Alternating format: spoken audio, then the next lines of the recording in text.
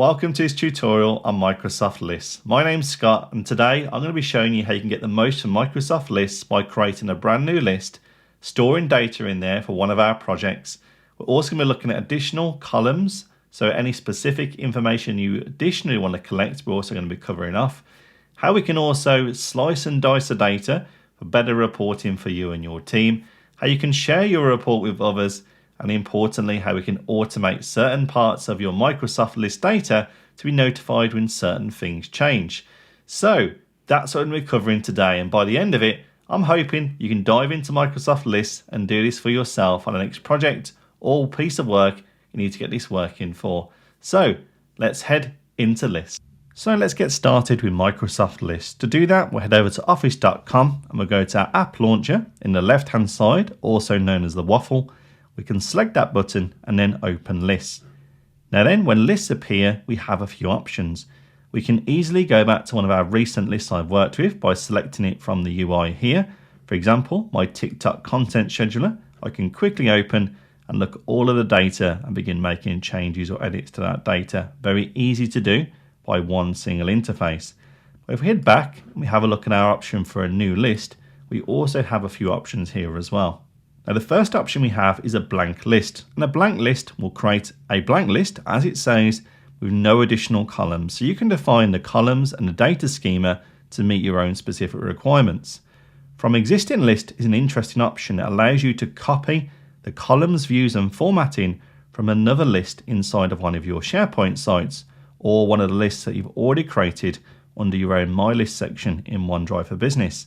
So you can very easily work with an existing list and also create a copy of that somewhere else that you can use as your additional template as well. So super easy to do. In addition to that, we can also select from Excel or from CSV. So in this option, you can select from an Excel file from your computer or your OneDrive for Business location as well. But away from that, you also have templates available from Microsoft that we could quickly use to begin to collect data in. For example, an issue tracker, an event itinerary, an asset manager and so forth. Now you can actually preview all of these templates by left clicking into them and you'll see a preview of that Microsoft List template, including the column headers and what type of data is being selected. Now the data itself isn't copied over, just the actual columns that you'll be using inside of this Microsoft List template. And if you're happy with that, you can go ahead and select Use Template.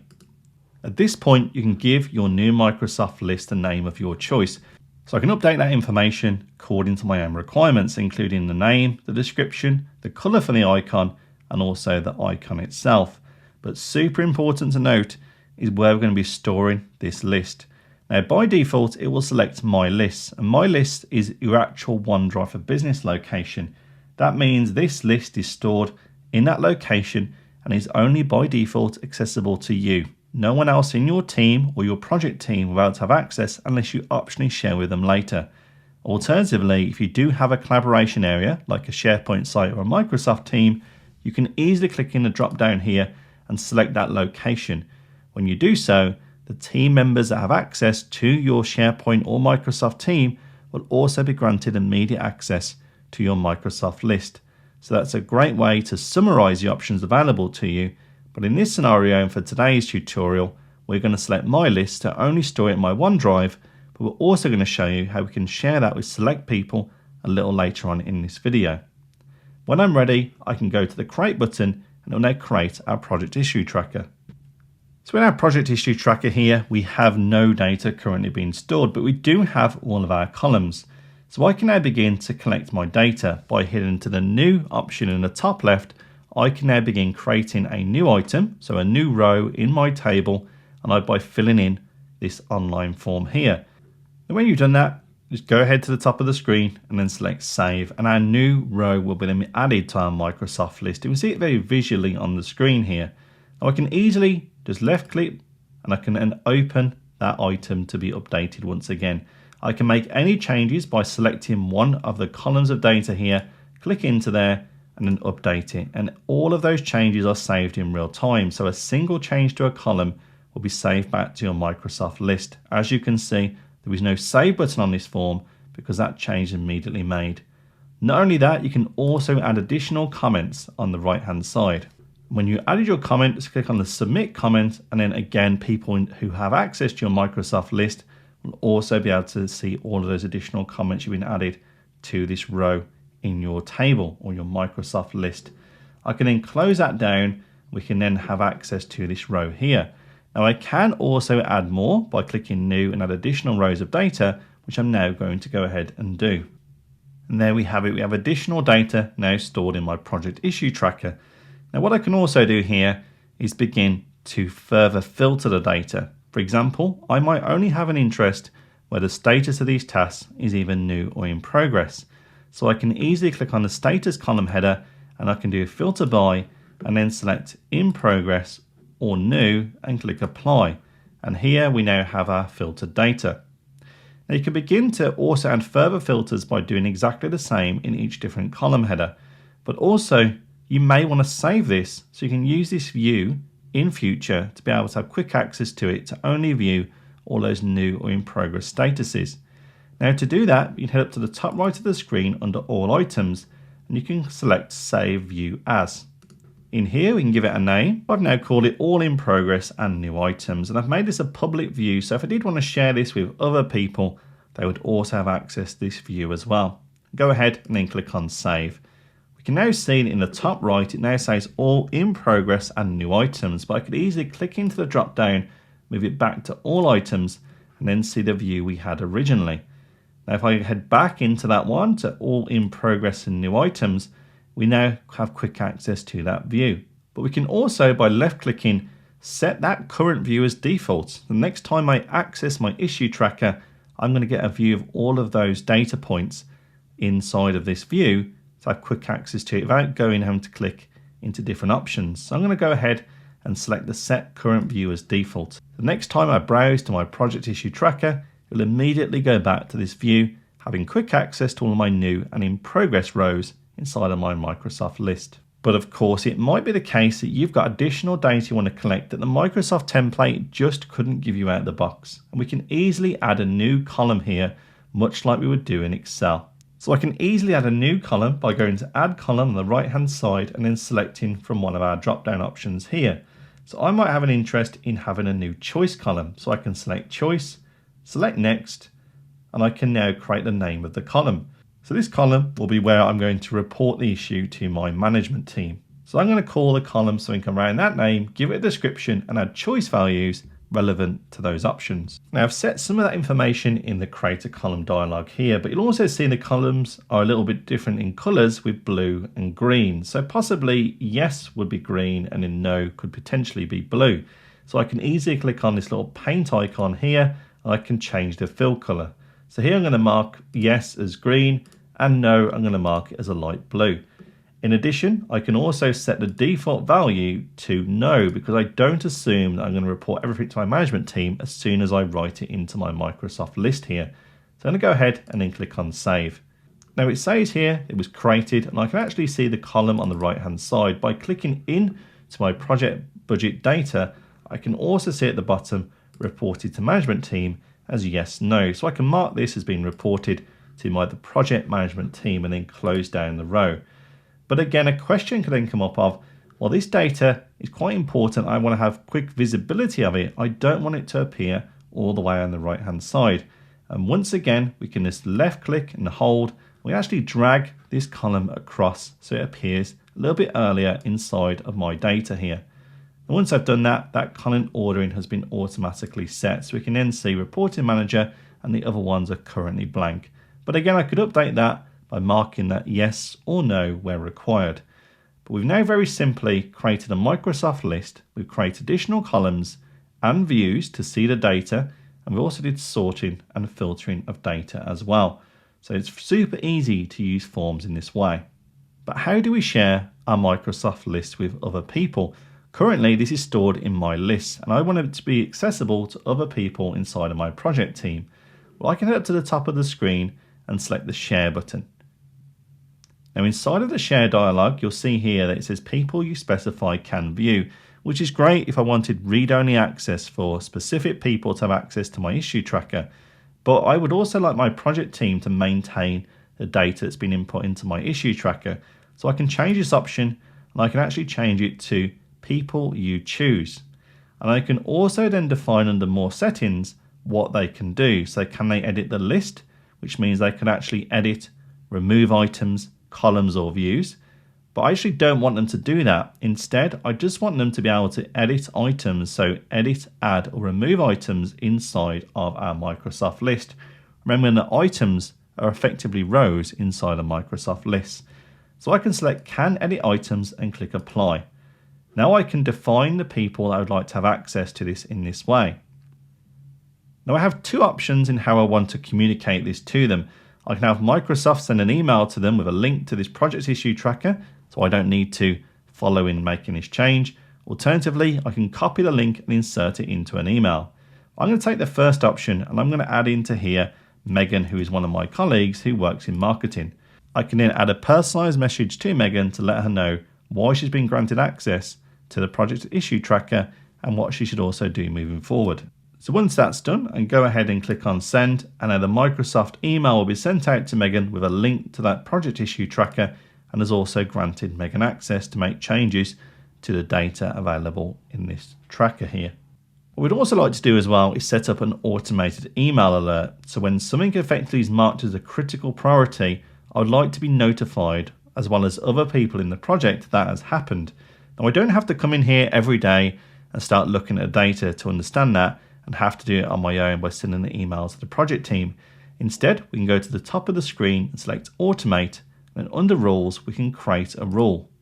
So you now have four options to choose from for our automatic rule. We're interested in when a column value changes rather than a column changes, a new item is created or an item is deleted. So I'm going to select a column value changes, and I'm going to select that when the priority is equal to critical, send an email to a certain person. So I'm actually going to add my own name in here. But you can actually see as well that I don't have to just type in my name. I also have options to select from the actual columns inside of my Microsoft list. So I can actually send an email to the person that's been assigned to, so they notify it's got something that's critical in there as well. So when I actually do that and go ahead and then select create, and it will also create that here. So as you can see here, it's already set up when the priority is critical, send email to assigned to. I could also go further and add further rules, which can add up to 15 of those for different things on my list. For example, when something new is created, I would personally have an interest in the project issue tracker being, in this scenario, the project manager. So I can type in my logged in account as Alex, click on create. So when anything new comes into here, Alex will immediately have access to it. So if you're loving this video, we would also really appreciate if you could hit that like button and follow some more great content in the future. Not only that, we have a free Microsoft ebook, link is in the comments below. You can check out and download today. So anyway, let's get back on. Now as we can see, our project issue tracker has lots of data. And yes, we've added some colors around some of the choice values, but it's still fairly black and white. As this data grows, what we might want to do is provide particular focus on areas that are concerned, such as any of our priorities which are critical, we should mark and highlight in red, much like we do within Excel. And Microsoft Lists can also provide that capability. So to do that, we're going to use what we call conditional formatting. To do that, head to the top right of your screen, select your view, and then you'll see Format Current View. Select Format Current View, and you then have these options here. Now we're going to go with conditional formatting and then select Manage Rules. Now as part of this template, we already have a conditional formatting rule applied. We can also create a new rule around the priority. So I'm going to add a new rule. Here I'm going to select that if the priority column is equal to critical, we're then not going to want to show that as green, but rather that's going to be shown as red. So I can change the fill color to red and then click on save. And I can also provide further formatting rules where they're needed to change the color of different rows. So a handy way to bring focus onto your Microsoft list data very easily using conditional formatting rules. But you may be wondering, how can we then create a list with custom data? For example, our project issue tracker was built off from a template. Most of these columns were created by Microsoft, not by myself. We can easily create a blank list and get started using all the principles we've covered in this tutorial. To do that, just click on Microsoft Lists at the top left, and you can now go ahead and create a new list. instead of now selecting a template from our Microsoft list, we're going to go ahead and select a blank list. Now here we can give it a name, description, icon and color, just as we did with our own template. Now rather than saving it into my own list, being in my OneDrive for Business, this time we're going to elect to save our invoice tracker into the relevant team I'm working with. So in this scenario, I'm working on one of the project sites for the release of the Mark 8 product, and the invoices all relate to the Mark 8 product. So we're going to go and select that SharePoint team site, so this actual Microsoft list will be stored and shared with the people who have access to the Mark 8 product. I'm going to go ahead and then click on create, and we'll now create our invoice tracker. But as we mentioned earlier, now we don't have any additional columns that Microsoft give us, we have to begin creating our own. The first column that can create confusion is every Microsoft list comes with a default column called title.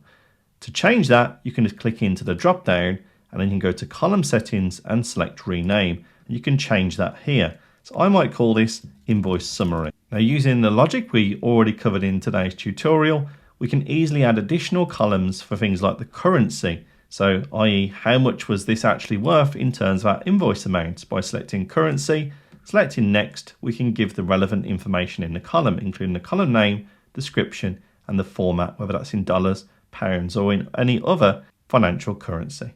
Now we've done that, we have our invoice amount, and we're also going to want to include here when the invoice is due. So once again, we're going to go create a new column, and this time we're going to add a date and time.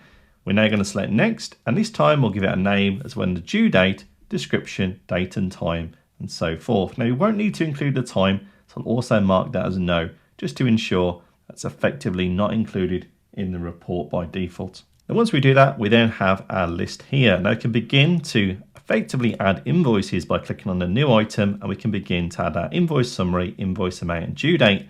We can even add an attachment of the invoice itself, a PDF or like a Word copy of that, should the project team need to have access to it, and then take relevant action.